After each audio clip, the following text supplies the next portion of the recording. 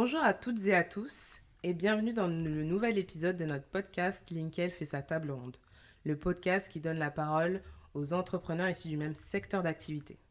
Alors pour clôturer cette belle saison 2, donc on va aborder la thématique de la santé des femmes et Dieu sait qu'on en a bien besoin. Et pour cette thématique, je suis ravie d'avoir autour de la table 3 belles entrepreneuses talentueuses qui justement contribuent à y remédier. Donc en face de moi, donc j'ai Catherine Debert, fondatrice de BioMy. Exactement. Leonarda Sanchez, donc fondatrice et présidente de New Team Medical et fondatrice de Les Aventis. Et pour terminer, Emmanuelle Santos, fondatrice des Rapreg. Merci à toutes les trois d'avoir accepté cette invitation. Merci de l'invitation. Alors pour vous faire les honneurs, bien entendu, je vais vous laisser vous présenter, présenter aussi surtout vos beaux projets. Qui veut commencer ? Allez, je vais. Donc, moi, Catherine Debert, entrepreneuse 2 fois. La première fois, c'était un réseau de crèches que j'ai développé pendant 8 ans, donc centré sur les parents et la compétence parentale des parents pour mieux qu'ils accompagnent leur petit bout de chou. Et c'est pour ça qu'on avait choisi le format cuisine sur place, pour pouvoir s'adapter individuellement à chaque enfant dans ses allergies et surtout cette diversification alimentaire.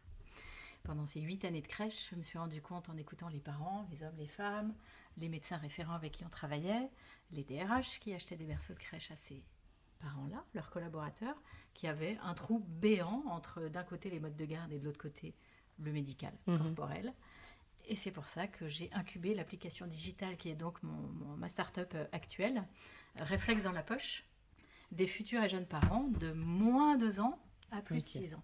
Voilà, pour accompagner de la préconception, la périnatalité, la parentalité, la petite enfance, ce qu'on appelle les 4P. Merci beaucoup. Alors, moi, j'ai fondé la marque Erapreg et l'objectif de la marque, c'est de concevoir des dispositifs qui vont utiliser les bienfaits thérapeutiques de la contention, mais spécifiquement appliqués à la zone vulvo-pelvienne, c'est-à-dire la zone du petit bassin et de la vulve, pour optimiser le confort et améliorer la qualité de vie de femmes qui sont impactées au quotidien par des sensations de lourdeur, de pesanteur, de pression, d'inconfort, de tout genre, spécifiquement au niveau de cette zone. Bravo, merci beaucoup. Je suis Leonarda Sanchez, donc la créatrice de New Team Medical. Donc, New Team Medical est une entreprise qui conçoit et fabrique des prothèses mammaires externes sur mesure. Ce sont 3 gammes que nous avons développées depuis bientôt 15 ans. Et ces 3 types de prothèses viennent répondre à différentes situations après un cancer du sein. Et dernièrement aussi, j'ai développé un centre de soins support suite à toute cette expérience de 15 ans pour accompagner les femmes dans les parcours de santé avant, après la maladie, mais surtout à un moment dans lequel elle peut faire un bilan sur sa santé pour pouvoir prévenir, prédire et se soigner. Bravo, merci beaucoup. Bon, je vois clairement qu'on est sur des projets très singuliers autour de la santé des femmes. Quel a été donc je suppose qu'il y a une histoire derrière. Quel a été du coup le déclic entrepreneurial là-dessus ? C'est une expérience personnelle. Pendant ma 3e grossesse, en fait, j'ai eu des sensations des grosses lourdeurs et des pesanteurs au niveau vulvaire à cause d'un dysfonctionnement veineux qui arrive très fréquemment pendant les grossesses. C'est à peu près 10% des grossesses. Et en fait, c'était très, très, très douloureux, très invalidant. J'avais beaucoup de mal à marcher, tellement c'était gênant. Et en fait, il n'y avait aucune solution. Donc, les médecins étaient tous d'accord pour me dire on connaît, c'est courant. Après la grossesse, ça va disparaître. Donc, il faut patienter. Voilà. Sympa. Sauf que moi, j'avais 2 enfants à m'occuper, je travaillais, donc c'était l'enfer, c'était pas possible. Et j'avais compris qu'en fait, en appuyant, j'avais plus du tout mal. Donc, quelques années plus tard, j'ai eu envie de donner du sens à ma vie, en mettant au point vraiment une solution qui puisse aider les femmes comme moi qui avaient été concernées par ces problèmes. Et donc, j'ai créé un dispositif de contention pour le bassin et pour la vulve, pour aider justement les femmes enceintes à rester plus longtemps debout et supporter au quotidien ces inconforts. Donc, j'ai commercialisé le produit. Et ensuite, on a découvert que la compression fonctionnait sur plein d'autres problématiques de santé, donc notamment le prolapsus et la descente d'organes, des douleurs pelviennes chroniques, quand il y a de la congestion pelvienne. Et donc, pendant la grossesse toujours aussi. Donc aujourd'hui, on a vraiment un spectre de patientes et de disciplines qui peuvent être intéressées par ce dispositif qui n'est pas du tout invasif. Voilà, donc l'idée, c'était vraiment, au départ, rendre service aux femmes et faire quelque chose qui avait du sens. Et on y est arrivé, voilà. Bon, en tout cas, bravo. Mais on est quand même sur des symptômes très importants, ce que tu es en train de lister. Est-ce qu'à un moment donné, ça pourrait être remboursé par l'assurance maladie? Oui, effectivement. En fait, le produit est totalement éligible à un remboursement parce qu'aujourd'hui, dans la liste des produits remboursés, il n'y a aucune ligne de contention dédiée à la zone vulvo-pelvienne. Donc, c'est on connaît pour les membres inférieurs, les membres supérieurs, même quand il y a du lymphœdème. Ou donc des varices sur les jambes, mais pour la zone du petit bassin et de la vulve, il n'existe rien. Donc effectivement, on peut être remboursé. Après, c'est des dossiers administratifs assez lourds, assez longs. Et aujourd'hui, en schéma start-up, on n'a pas le temps ni l'argent pour aller vers le remboursement. Notre idée, vraiment, comme on a en plus des brevets qui ont été délivrés en Europe, c'est de plutôt réserver notre trésorerie pour de la notoriété, pour faire connaître ce dispositif. Auprès des professionnels de santé de tous bords et auprès des patientes seules qui font elles-mêmes leurs recherches parce que parfois c'est difficile d'avoir un rendez-vous médical, on ressent des choses, on a des symptômes, on essaie de se renseigner par nos propres moyens. Donc il y a aussi beaucoup de femmes qui nous trouvent toutes seules. Donc le remboursement viendra plus tard. D'accord, croise-toi. Ouais, non, il viendra c'est sûr un jour ou l'autre. Ok. Et comment s'est perçu ton produit au niveau des professionnels de santé? Ils adorent. Franchement, les professionnels de santé adorent parce que sur toutes les problématiques qu'on va venir aider, il y a très peu de solutions. En fait, les solutions qu'ils ont à leur disposition, elles sont soit peu efficaces, soit complètement inexistantes ou invasives.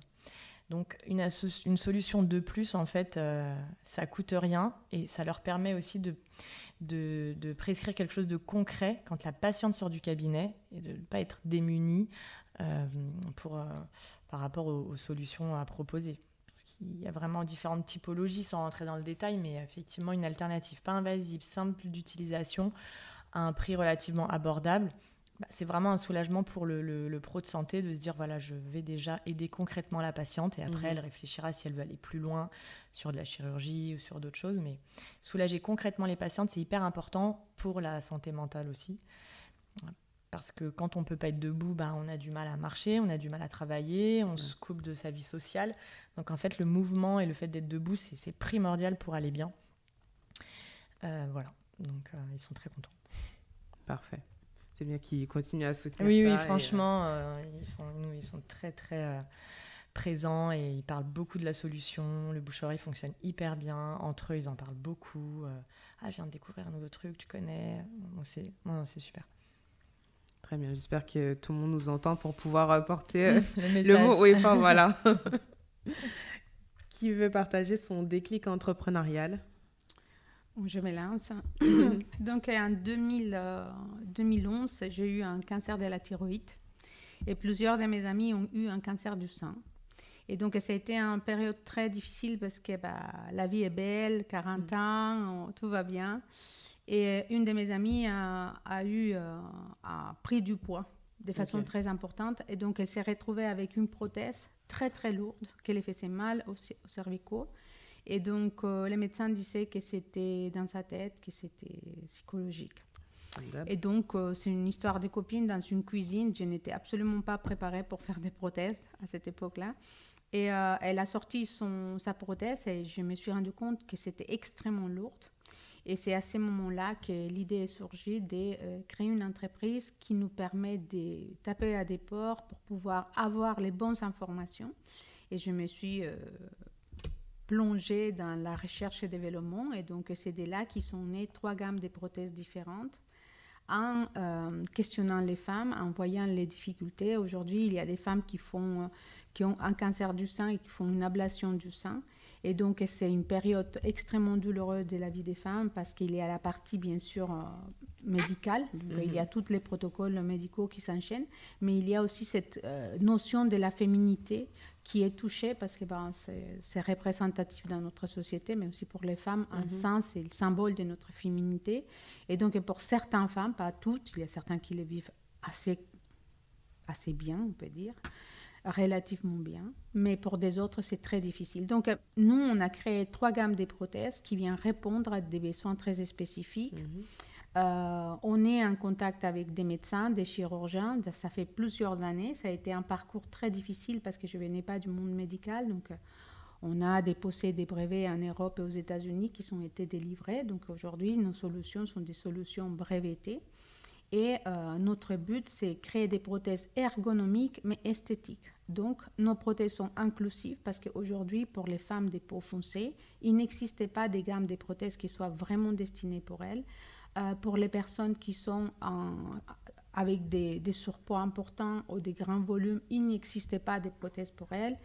Pour les femmes qui ont des toutes petites seins, il n'y en a pas non plus. Et donc, vous voyez, toute cette solution-là, c'était créer des gammes de prothèses qui viennent vraiment répondre à des douleurs spécifiques. Du lendemain de l'opération avec notre gamme Air Avanti, en passant sur les sur-mesures avec Me Avanti. Me Avanti, c'est la première prothèse sur mesure la plus accessible du marché européen. Okay. Et les suites Avanti pour toutes les dames qui ont des rejets d'implants ou qui sont des morphologies et des torses extrêmement irréguliers. Donc, c'est ces 3 gammes qui se sont créées par les besoins des patientes. Voilà.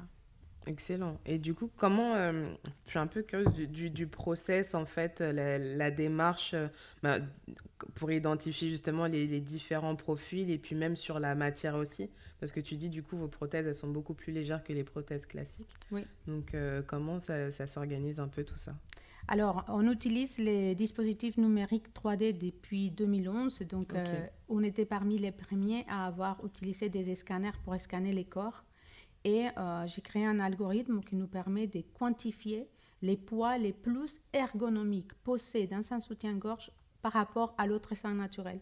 C'est ça ce n'est pas juste une prothèse, c'est une prothèse qui est calibrée à un poids les plus adapté pour la patiente, pour éviter que les dos roulent ou qu'elles aillent mal au dos, aux cervicaux.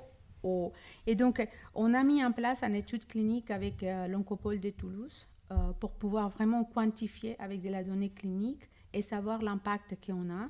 On est consciente que ça reste une prothèse mammaire, ça ne sera jamais un sein comme un sein naturel, mais l'effet de qu'elle est calibrée au poids les plus ergonomiques, ça vient vraiment à faire la différence par rapport aux personnes qui les portent. Donc aujourd'hui, ça fait 5 ans que nos prothèses sont commercialisées, mais en réalité, c'est une preuve de concept pour nous. Pourquoi si long? Parce que nous ne sommes pas encore remboursés. Et l'effet de qu'on n'est pas remboursé, c'est toujours très compliqué pour les femmes. Déjà, pouvoir investir, donc nos investissements sont très limités pour pouvoir faire du marketing et de la communication. Et donc aujourd'hui, c'est les médecins qui informent les patientes en exerçant les droits à l'information que cette patiente ont, parce qu'elles ont les droits de savoir, même s'il y a des solutions qui ne sont pas remboursées. C'est très important à les faire savoir. Les médecins ont le devoir, ainsi que les infirmières, d'expliquer qu'il existe des solutions qui peut-être sortent du remboursement typique, mais qu'elles existent, parce que sinon les femmes se retrouvent sans solution tout simplement par méconnaissance. Voilà. Et nos prothèses donc, sont faites en silicone biocompatible. On est un dispositif médical classe 1 et sur mesure et on répond au règlement 2017-745 européen. Donc voilà, c'est un produit qui répond aux normes européennes. D'accord. Et donc, c'est pas, on va dire, après je connais pas tout le process, mais c'est pas les hôpitaux qui vont solliciter tes prothèses, c'est les patientes du coup qui vont décider de passer par ta Tout solution. Ok. Tout à fait. Ils peuvent nous contacter par notre site internet. Il y a toutes les informations. Et aujourd'hui, on commence à ouvrir des distributeurs spécialisés, exclusifs, que nous formons, parce que comme personne connaît comment faire la prise des mesures, et donc nous, on transfère les matériels, on donne toutes les informations nécessaires, et je les forme pour qu'ils soient capables de pouvoir prendre les mesures et créer les prothèses ensemble. Donc ça, c'est quelque chose d'important pour nous. On a mis en place une formation Qualiopi avec Ashkind, ça fait partie des centres de formation pour la santé de la femme. Et donc, ça nous permet que les professionnels de santé puissent se former à ce type de technologie pour pouvoir proposer des prothèses sur mesure. Eh bien, c'est excellent. En tout cas, merci. Et puis c'est vrai que je touche du bois, voilà, que ça nous arrive pas. C'est une période super difficile que tu as traversée, d'en faire une force et de pouvoir vraiment apporter une solution. C'est vraiment remarquable. Donc, Merci. Quelle trajectoire. c'est clair. Il y a un mot qui me vient, et ça va être la même chose pour mes aventures entrepreneuriales de mon côté, c'est l'évidence. C'est l'évidence. Il y a une évidence de marché et de besoin de ton côté. Il y a une évidence de marché et de besoin de ton côté. Et ça va être pareil pour mes startups. Et je crois que c'est vraiment là que se pose l'entrepreneuriat, et l'entrepreneuriat féminin en particulier, parce qu'on voit bien qu'on touche des événements de vie, des problématiques tellement spécifiques que je crois que parfois, seules nous, les femmes qui vivons ces événements, sommes en réelle capacité de se rendre compte qu'il y a un trou béant et des secteurs entiers parfois qui ne sont pas servis, pas structurés. Et nous sommes notre propre solution, en fait. Exactement. Oui. Ah, je surligne au stabilo la phrase que tu viens de prononcer. On la mettra en gras et tout. Et puis, de mon côté, c'est pareil, c'est l'évidence. Je le disais tout à l'heure, donc j'ai créé un réseau de crèches que j'ai ensuite cédé à un grand groupe 8 ans plus tard. Et pendant ces 8 années, j'ai beaucoup écouté le besoin, en fait, qui a surgi, mais vraiment avec force et grande évidence, en écoutant les pères, les mères, les DRH pour leurs collaborateurs, les médecins référents, les pédiatres, les psychomotriciens, et puis mes salariés, professionnels de crèche. Et tout convergeait sur le même besoin. Les parents ne sont pas accompagnés. Les parents sont en difficulté, à tout point de vue. On parle de quoi ? On parle déjà d'information. Donc parfois, je dis de moins 2 ans à plus 6 ans, c'est-à-dire de la difficulté à tomber enceinte, de la difficulté à concevoir, détresse mentale, on n'est pas formé, on n'est pas informé, on ne sait pas quoi faire, ni comment s'y prendre. Donc il y a bien sûr des cliniques de fertilité aujourd'hui, 20 à 25% des couples n'arrivent pas à concevoir, mais les professionnels de santé dans ces cliniques de fertilité nous disent on est démunis pour les accompagner. On s'occupe des corps, on a des protocoles précis pour les corps, mais les informations générales, la santé mentale, la cohésion du couple, ils n'ont rien. On n'a que des peut-être futurs parents qui justement n'arrivent même pas à arriver au statut de futurs parents, qui sont en détresse totale. Bon, ensuite on prend les futurs parents pendant la grossesse, on manque d'informations. Là encore, on va de tsunami en tsunami parfois, je dis. On se prend des murs, parce que dans tout ce parcours-là, ça sort complètement du cadre de vie normal. On n'est pas formé, on n'est pas entraîné. On y va la fleur au fusil, en se disant soit « Oula, j'ai un peu peur, je ne sais pas ce qui m'attend », mais du coup, on ne sait pas ce qui nous attend. Soit on se dit « Ça va être top, je veux kiffer ce moment », mais on ne sait toujours pas ce qui nous attend. Donc je ferme les yeux volontairement, parce que c'est plein de tabous, c'est plein de non-dits, d'impréparation. Et à la fin, les chiffres parlent. On a un quart de couples qui se séparent la première année après bébé. Pouf, baby clash, un quart de casse. C'était pas le projet de départ. On a une femme sur 5 qui est en dépression du postpartum, pas juste un vague baby blues hormonal qui dure quelques jours qui s'en va, la vraie dépression du postpartum, et un homme sur 10. Un homme sur 10. Donc ça concerne toute la population. Et puis ensuite, on a du mal à retourner au travail. Il y a beaucoup de temps partiel subi pour le coup chez les femmes. Et on se rend compte en réalité qu'on est en train de chaîner, et c'est ce qu'on fait dans le projet digital de cette application, finalement tous les domaines de vie. C'est-à-dire son corps, son couple, sa fratrie, la famille, le retour au travail, donc la cellule économique de la famille, qui on est. Donc on touche profondément à la santé mentale, en fait, émotionnelle, ses repères. Et finalement, sur ce même cercle, c'est toute une filière. Et c'est ça qui m'est apparu évident, qu'il convient de matérialiser et de faire exister. Parce qu'on parle de quoi ? On parle de médical d'abord et avant tout, bien évidemment, des gynécologues, des sages-femmes, des pédiatres. On parle de paramédical, par exemple des kinésithérapeutes. On va parler donc de santé mentale, donc par exemple des psychologues, des thérapeutes, différentes expériences, qu'elles soient médicales ou paramédicales, pour pouvoir accompagner les couples pendant la grossesse, pour préparer l'accouchement. On va parler de cohésion du couple, on va parler de logistique à la maison. Parce qu'une fois que bébé est là, ou quand on est alité, enceinte et qu'on ne peut pas bouger, ce serait bien d'avoir du soutien. Par exemple, quelqu'un qui peut venir la nuit pour nous permettre de dormir un peu, récupérer. Par exemple, un coach en sommeil bébé pour nous guider sur des pratiques pour la sieste, etc. Du conseil pour l'allaitement, la lactation, donc des consultantes en allaitement. Des coachs retour au travail, parce que c'est bien gentil, mais dans ces moments-là, on se dit, ok, on fait comment pour retourner au travail ? Alors, il y a le mode de garde, on coche cette case aussi. Puis surtout, il y a cette double ou triple culpabilité là, dans la tête des jeunes mamans. Ça crée une rupture. Je ne suis pas assez maman, je ne suis pas assez bien ou pas assez souvent auprès de mon bout de chou parce que je suis obligée d'être travailler. Je ne suis pas assez souvent ou assez performante auprès de mon équipe, mon boss, bref, mon travail. Et puis, mon couple, il va pas forcément très bien dans cette période. Donc, triple culpabilité. Bref, il y a rien qui se passe normalement. Et aujourd'hui, on se rend compte qu'il y a un trou béant.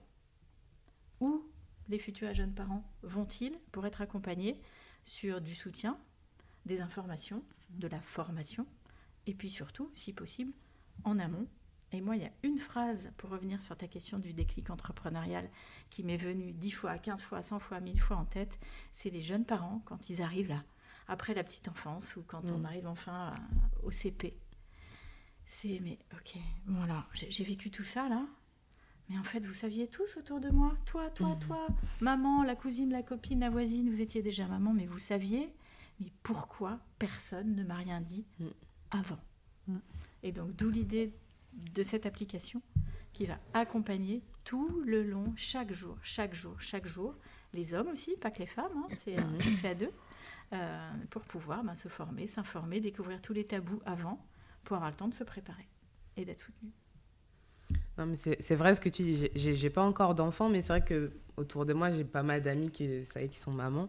Et souvent, je leur pose la question pour savoir le avant-après. Et souvent, ce qui revient, c'est une expérience unique qu'en fait, c'est un peu à soi et que c'est pas comme s'il y a c'est pas comme s'il y a quelque chose qui revient. Pas de science exacte. Voilà. Ça dépend. Exactement. Enfants, ça dépend mais c'est vrai que moi, je suis quelqu'un qui aime bien toujours me préparer et avoir les informations en amont. Donc, c'est vrai que ce genre d'appli, c'est une très bonne chose pour un peu, ne serait-ce anticiper certaines choses, surtout émotionnellement parlant, quoi. Oui.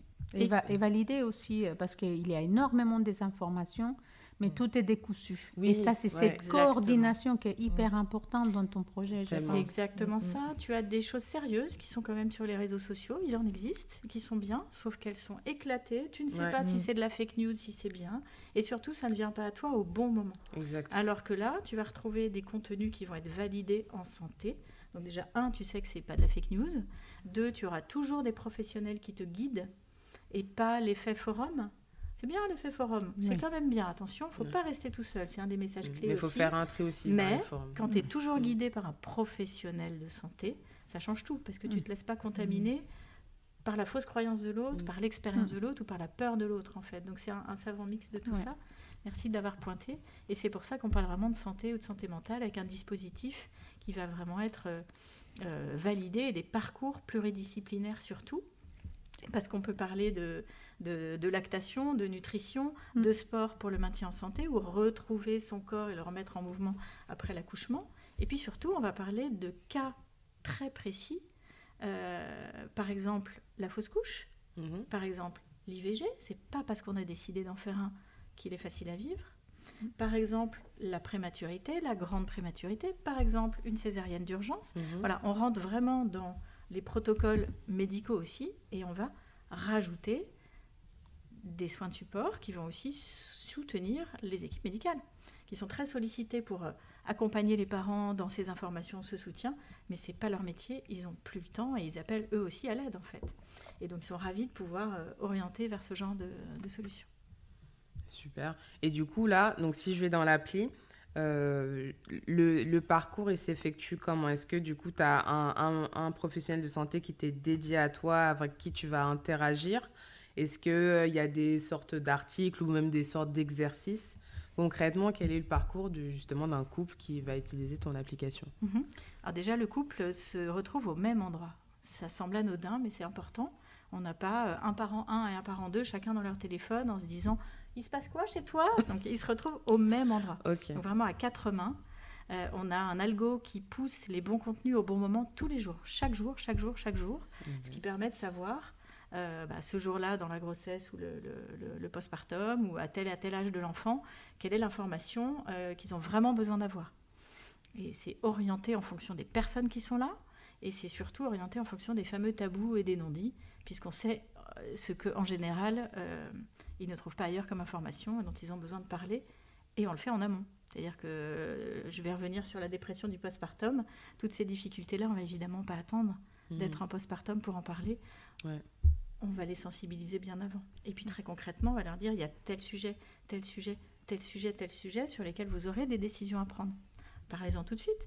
Si vous n'êtes pas d'accord, c'est maintenant qu'il faut s'en rendre compte pour avoir le temps de s'informer, de prendre des avis, d'enquêter, de dialoguer, pour pas que ça vous explose à la figure après. Donc déjà, les 2 membres du couple se retrouvent au même endroit. Ils peuvent lire ces articles-là qui sont très affines à leur situation tous les jours. Et puis ensuite, ils enclenchent des parcours. Il y a des parcours digitaux qui vont être des capsules, des mini-parcours de e-learning, des articles qui sont faits par les professionnels de l'application. Ça permet d'avoir, avec un abonnement peu onéreux tous les mois, quelque chose de déjà très ciblé. Puis ensuite, toujours quand on reste, parfois je dis face A, face B, vous allez voir, on reste face A, des outils digitaux et du contenu digital. Ils peuvent enclencher des modules supplémentaires s'il y a un sujet qui leur parle en particulier. Par exemple, allaitement au biberon. Ou alors, par exemple, je suis vraiment en pleine crise d'allaitement. Là, j'ai besoin de déclencher des modules spécifiques. Et ils peuvent consulter des contenus de plus en plus pointus sur leur situation. Par exemple, allaitement en période de grande prématurité. C'est possible. Vous voyez, quand on rentre dans quelque chose de très pointu comme ça, les hommes, les femmes peuvent déclencher des parcours digitaux très dédiés à leurs besoins du moment. Et puis ensuite, on a une face B, comme un vieux disque vinyle. On change de face et on plonge dans un univers de service humain. Et là, c'est là qu'on trouve, je refais mon cercle de 360 degrés, 70 métiers qu'on est en train de fédérer, consolider au même endroit, ce qui va devenir une vraie filière demain du périnatal, où on va pouvoir aller en rendez-vous individuel quand ce sont des professions non médicales, ou en consultation quand ce sont des professions médicales, à la rencontre de sachants, de professionnels formés, certifiés ou diplômés carrément, qui vont pouvoir nous accompagner. Donc en individuel, quand on a besoin d'une discussion intime, en collectif, quand c'est pour assister à un atelier, par exemple, allaitement ou biberon, comment choisir. Par exemple, bébé à 18 mois, arrive la période où on se demande si c'est du caprice ou pas. Allez, un professionnel va vous expliquer ce qui se passe. Voilà. Et puis, des services qui peuvent être en visio, dans des lieux dédiés proches de chez soi, dans des cabinets médicaux, dans des clubs de gym, s'il y a un prof de yoga formé en yoga prénatal ou postnatal, et jusqu'au domicile dans des services à la personne. Par exemple, une nurse de nuit qui peut s'occuper d'un enfant en bas âge pendant qu'on dort un peu la nuit, pour espérer ne pas sombrer dans la folie totale à cause du manque de sommeil et pouvoir aller retravailler. Sans avoir à supporter belle maman. Au passage. Ou maman. Voilà. Maman. Au choix.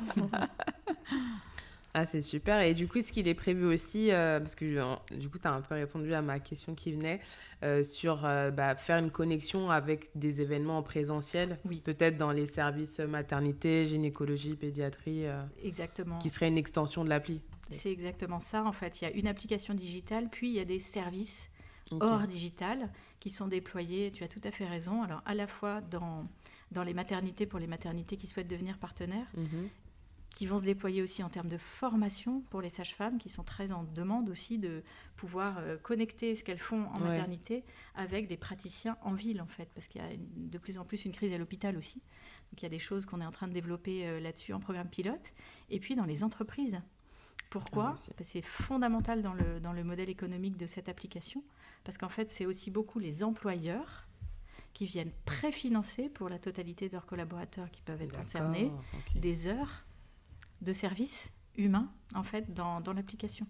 Parce que qui dit service humain, consultation individuelle ou rendez-vous individuel avec un professionnel qui va accompagner pendant un temps assez long, bien plus longtemps qu'une consultation médicale, quand on a...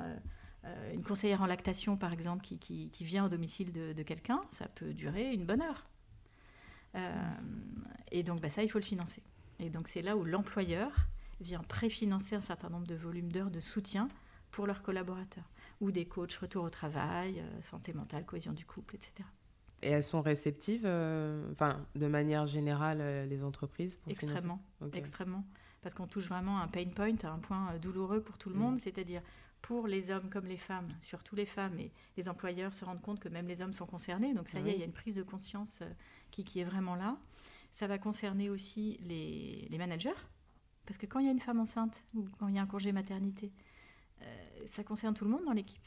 Ouais. Parce qu'il y a un remplacement, mais quand est-ce qu'elle va revenir ?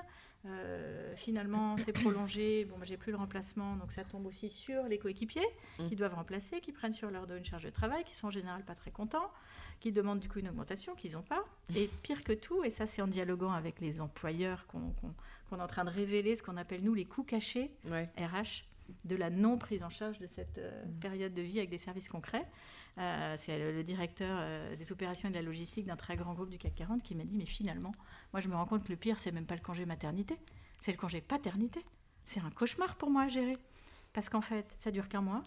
Ils ne sont pas obligés de prévenir que leur épouse est en train d'être enceinte et on ne voit pas le coup venir. Et puis, un mois, c'est trop court, on n'a pas de remplacement. Et donc, on jongle. Voilà, et c'est tout ça. Et comme ça, c'est vrai. Voilà, et quand on tire le fil et qu'on discute avec les entreprises, la liste est infinie. Donc il y a une prise de conscience qui est vraiment massive au niveau étatique aussi, au niveau des départements, des régions. Et je reboucle sur le mot tout à l'heure, il y a une évidence en fait, il y a un trou béant qui, une fois qu'on l'a formulé et posé sur la table, nous paraît à tous comme une évidence en se demandant mais comment on a fait jusque-là en fait, sans avoir cet écosystème de soutien en fait. Eh ben, c'est du costaud tout ça. Et en parlant de costaud, parce qu'on est quand même sur un secteur très important, que ce n'était pas forcément votre domaine de prédilection initiale, comment vous avez réussi à vous frayer un chemin et aussi non seulement à imposer votre idée, votre vision, et aussi de vous entourer de professionnels de santé pour pouvoir aller au bout de la démarche? Ça se fait en plusieurs étapes. Je pense que déjà, dans un premier temps, il faut, à partir du moment où on a envie d'entreprendre, effectivement, il y a parfois des évidences, il y a parfois une envie qui est très, très forte, mais il faut absolument déjà, je pense, vérifier la viabilité du projet pour déjà mieux l'incarner et mieux avoir confiance. Et après, il faut faire preuve de grande conviction pour aller convaincre. Et quand on est convaincu, c'est plus facile de convaincre. C'est sûr. Et ensuite, il faut s'adapter aux remarques, s'adapter aux réactions, prendre tous les conseils possibles et persévérer. Quand on a cette petite voix au fond qui nous dit non, mais il faut continuer, on y croit, il y a quelque chose. Et puis, c'est pas un parcours qui est forcément facile, mais il faut moi je dirais l'adaptation c'est hyper important parce que ça permet aussi parfois de réajuster les choses telles qu'on les avait vues au départ. On prévoit de déployer d'une certaine manière et en fait on se rend compte que c'est pas forcément la bonne. On s'aperçoit parfois qu'il y a des nouveaux besoins auxquels on peut répondre mais qui n'étaient pas prévus et parfois on s'aperçoit que dans notre offre il y a quelque chose qu'on voulait faire qui n'est pas forcément utile. Donc c'est à chaque fois réussir à s'adapter et persévérer. Je ne sais pas si ça répond à ta question. Si, tout à fait.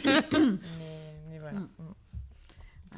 Je dirais aussi que c'est pas entreprendre au féminin, c'est une double difficulté parce que non seulement nous devons valider que nous avons un chemin, un modèle économique viable et que nos produits peuvent être performants, mais on doit valider que nous sommes en qualité de femmes capables de mener ce projet-là. Et ça, c'est de la persévérance constante, de la pédagogie et aussi de la mise en cause. Ça veut dire on se met en cause tous les jours. Est-ce qu'on a bien fait? Est-ce qu'on est dans le bon chemin? Est-ce qu'on doit adapter, ajuster? Mais c'est constant. Et donc, cet ajustement constant nous permet déjà de voir, des fois, même si ça touche notre ego, qu'il y a certaines choses qu'il faut changer, même si ça nous déplaise. Mais je pense qu'il faut être tout le temps à l'écoute de c'est quoi le besoin, c'est quoi les vrais besoins et qu'est-ce qu'on change avec notre solution. Est-ce qu'on vient résoudre un problème? Est-ce qu'on soulage une vraie douleur? Et à ce moment-là, les choses avancent. Mais c'est vrai que dans l'innovation, il y a une grande difficulté. C'est que l'innovation, ça veut dire on va détruire quelque chose d'existant qu'on connaît déjà.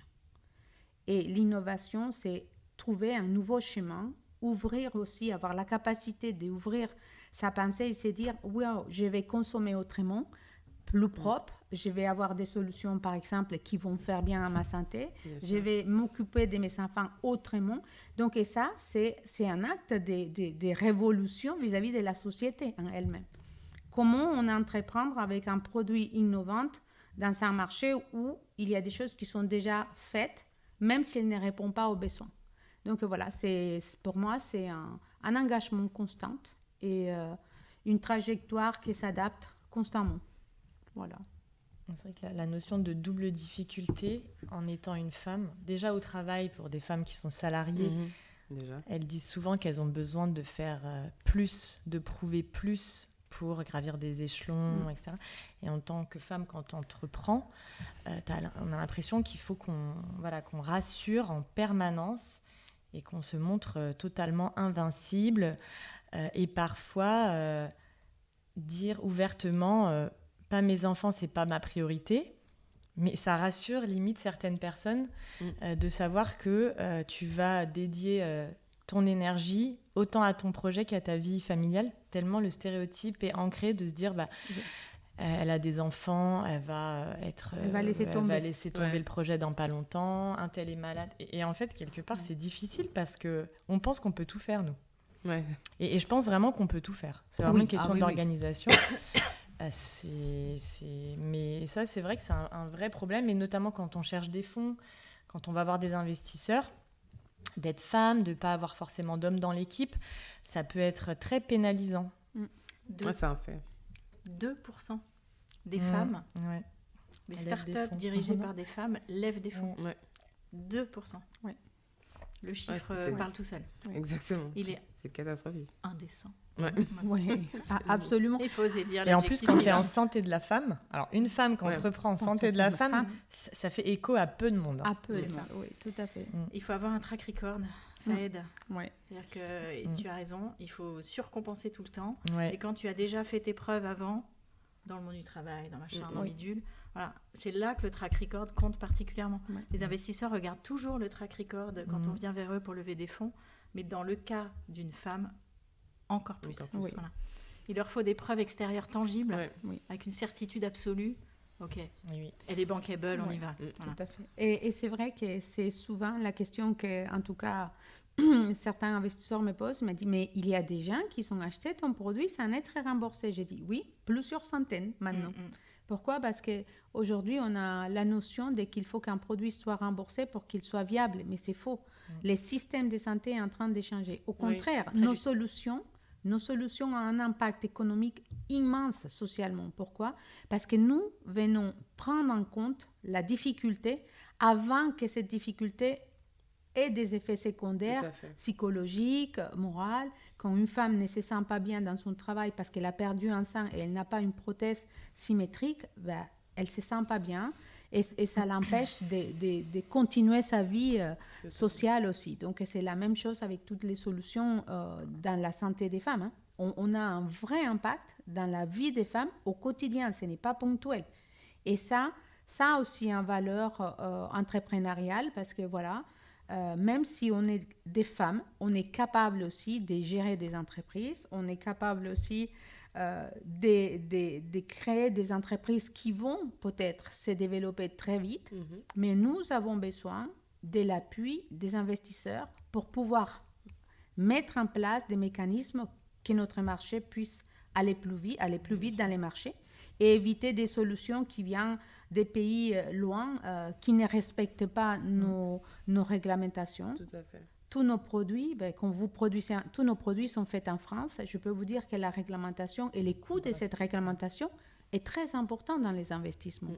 Mais on a une qualité et une garantie de qualité qui est là. Ouais, clairement. Et justement, en parlant de système de santé, vous êtes clairement pionnière dans vos projets. Comment vous voyez aussi l'évolution de la santé des femmes, vous qui êtes vraiment dans le milieu? Est-ce qu'il y a quand même malgré tout une avancée ou il y a quand même des blocages sur certains points? Le marché est en train de changer complètement. Il y a des prises de conscience massives et radicales, à la fois sociétales, qui touchent tout le monde.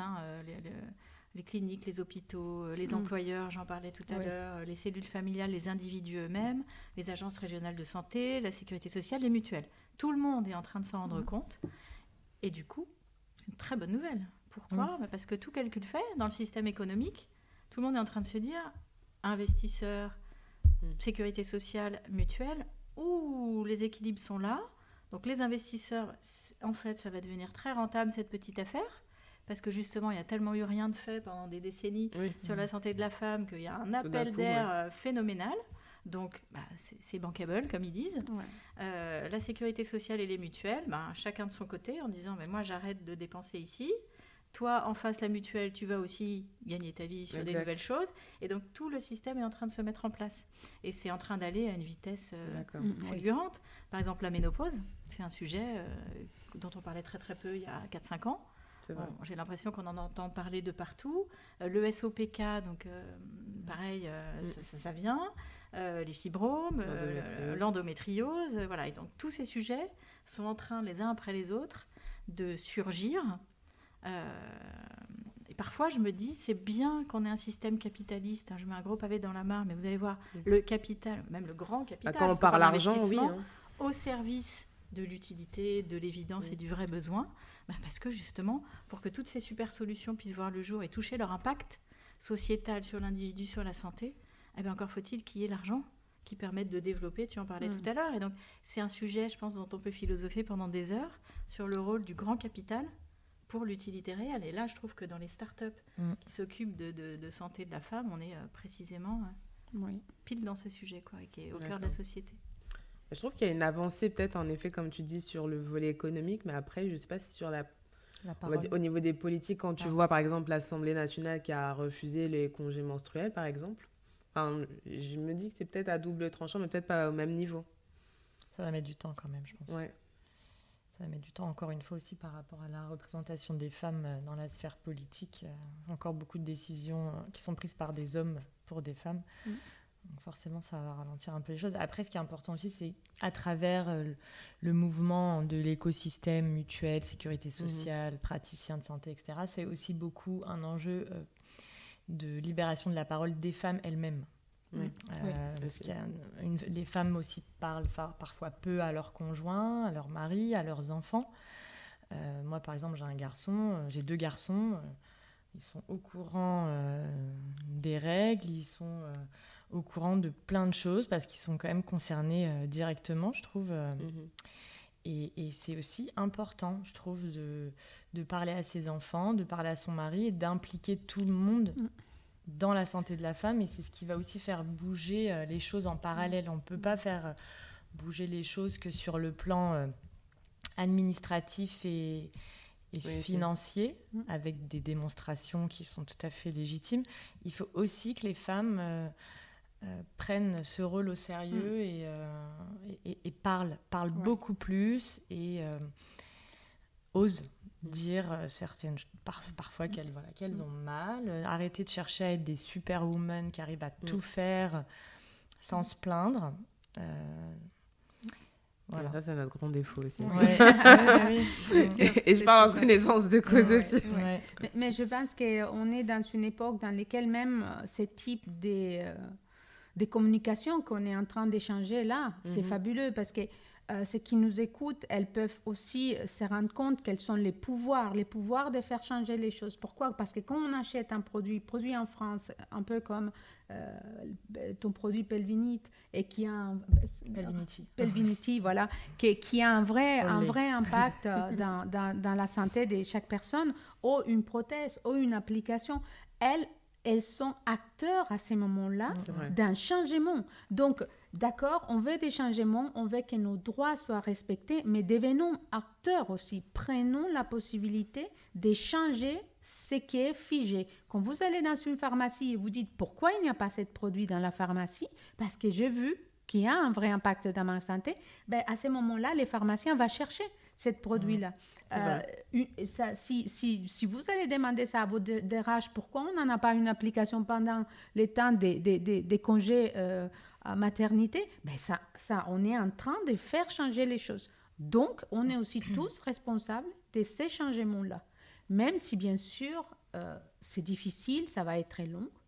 Mais je pense que quand on produit des dispositifs pour la santé des femmes, on a une autre vision de l'entrepreneuriat. Sinon, on aurait fait d'autres choses qui sont plus rapides, plus rentables. Un projet entrepreneurial en santé, c'est un projet de 10-15 ans, souvent. Et donc, c'est des longs projets dans lesquels le poids de la réglementation est très important. Et les investisseurs, je pense, qu'ils commencent à prendre conscience que nous, on est des entreprises pérennes. Ça veut dire qu'on tient dans les temps plus qu'une entreprise qui est volatile ou qui a un produit qui ne répond pas à des vrais besoins des femmes. Tu posais la question tout à l'heure, quel conseil donneriez-vous justement pour faire le lien? Un projet entrepreneurial dans la santé, c'est complexe? Réglementation, dispositif médical ou pas, il faut surtout s'entourer. On le dit toujours dans l'entrepreneuriat, mais en particulier dans l'entrepreneuriat en santé, parce que souvent, quand on ne vient pas du secteur, on met du temps à comprendre l'écosystème, les barrières, quel est le rôle d'une agence régionale de santé, comment se font les décisions d'achat dans les pharmacies, dans les hôpitaux, dans les cliniques, qui est le donneur d'ordre, que font les mutuelles. Oui, mais alors dans ce cas-là, la sécurité sociale, remboursement ou pas, etc. Et les subventions, et par où on passe. Voilà. Ne pas rester seul. Et ne surtout pas se jeter dedans en pensant que ça va être simple et qu'on trouvera le chemin. Se renseigner, s'entourer, plus encore, je dirais, que dans des projets en dehors du système de la santé. Oui, absolument. Et puis accepter aussi que ça ne va pas se faire du jour au lendemain. Aussi. Je disais, c'est une longue route. C'est vrai qu'on veut tout de suite. Mais c'est sûr. C'est vrai. C'est sûr. Accepter de Et prendre le temps. tisser des partenariats, du coup, parce qu'une fois qu'on a compris tout l'écosystème, tisser des partenariats. Vraiment, aller au contact, écouter. Redéployer, tu en parlais tout à l'heure, savoir pivoter, ajuster, on avait en tête quelque chose, on garde la vision, mais souvent en écoutant, on se dit, attends, ok, donc il y a ce besoin, mais il y a surtout celui-là, ou aussi celui-là, et le chemin pour y arriver va peut-être être comme ça. Absolument. Voilà. Et des fois même, on ne s'attend pas, et vous avez des mains qui s'étendent dans des endroits que vous ne vous attendiez pas. Et c'est ça qui est fabuleux, parce qu'il y a des professionnels de santé qui font tout pour que leurs patientes puissent avoir une vie confortable après le curatif, parce qu'il y a le curatif dans lequel en France, on a la chance d'avoir tout ce système d'hôpitaux, maisons de santé, cliniques privées et tout le reste, qui permet d'avoir un curatif et un très bon accompagnement. Mais l'après, c'est vraiment... c'est une grande solitude pour les patientes qui ont subi ou qui ont eu une maladie long terme comme les cancers du sein. Parce que quand vous sortez du système de santé curatif, vous êtes souvent seul. Et c'est là qu'ils ont besoin d'un accompagnement avec des professionnels formés et qui connaissent comment ils peuvent les accompagner avec des produits dédiés et avec des soins dédiés. Et c'est là l'avantage pour les petites startups et les entreprises qui entreprennent en santé de la femme, c'est qu'on a une flexibilité que n'a pas les industriels et les grands groupes. Avant de lancer un produit, ils vont devoir faire des études de marché, vérifier tout un tas de critères avant même de lancer un proto, alors que nous, on a une relation qui est vraiment de proximité avec les pros de santé. Donc, ils se confient, ils nous expliquent un petit peu quels sont leurs besoins. On fait un cahier des charges, on peut vite proposer des prototypes rapides pour faire des tests et après des évolutions. Ça permet de gagner du temps et de ne pas décourager, parce qu'il y a beaucoup de professionnels de santé aussi qui se sentent peu écoutés par les industriels pour des sujets de rentabilité, de niche, alors qu'en réalité, quand il y a un besoin patient, en fait, l'objectif, c'est de le couvrir. Peu importe le nombre de patients concernés, il faut qu'on puisse avoir une réponse pour tous les problèmes. Voilà. Nous, c'est pour ça qu'on essaye de développer d'autres choses, parce qu'on a découvert, à chaque fois, on découvre d'autres besoins chez l'homme, chez la femme. C'est les patientes qui te dictent. C'est les médecins qui vous disent, est-ce que par hasard, on ne pourrait pas utiliser ça pour tellement, ça Bien sûr. Voilà. Donc, il y a encore des choses à faire en santé de la femme, et il ne faut pas avoir peur d'y aller. Il y a de la place, il y a tellement de choses à couvrir. Il y a beaucoup de choses. Il y a beaucoup de choses à faire. Ce n'est que le début. Exactement. Et pour clôturer cet épisode, est-ce que vous pourriez chacune nous partager votre ressenti, alors pas sur votre projet, mais en tant que chef d'entreprise, et la recommandation que vous apporteriez pour celles et ceux qui souhaiteraient vous suivre dans vos pas. Juste à partir du moment où on a une validation et qu'on a testé et des retours sur un concept ou un produit positif, nombreux quand même, gardez ça en tête en fait. C'est que s'il y a une validation, il faut continuer. Il ne faut pas se poser de questions. Je pense. Parce qu'en fait, c'est les utilisatrices finales qu'il faut écouter et c'est à elles qu'il faut penser et c'est pour elles qu'il ne faut pas abandonner. Moi, c'est ce que je me dis tout le temps. Pour elles, je suis obligée de continuer. C'est pas possible. Et voilà, moi, c'est vraiment elles que j'ai en tête tout le temps. Ça marche. Moi, je dirais, pour ceux qui veulent entreprendre, c'était ça la question. Ouais. Et toi, comment tu te sens en tant que chef d'entreprise? Alors, c'est un chemin de solitude, ça, il faut le savoir. C'est les chefs d'entreprise qui finalement prennent les décisions à la fin, même s'il y a eu des conseils, même s'il y a eu un bon entourage. Ça, il faut être consciente. Mais si c'est une passion, si c'est un produit que cette personne qu'on développe, qui a un vrai impact pour la vie des femmes et qu'on le ressent en échangeant avec les patientes, il ne faut surtout pas penser au reste. Il faut se dire que nous, on a une mission. Et c'est pour ça que nous sommes plutôt comme des entreprises à mission, sans peut-être l'écrire quelque part. Pourquoi? Parce que nous sommes conscientes de la souffrance des femmes qui viennent nous voir. Et cette souffrance-là, nous, on sait que cette solution qu'on propose peut avoir un impact dans le quotidien. Donc ça, il ne faut pas les perdre de vue. On a un impact dans la vie des femmes ou des couples, dans ton cas. Et ça a une raison on a la chance d'avoir une raison de pouvoir exercer un métier qui nous passionne. En tout cas, c'est mon cas.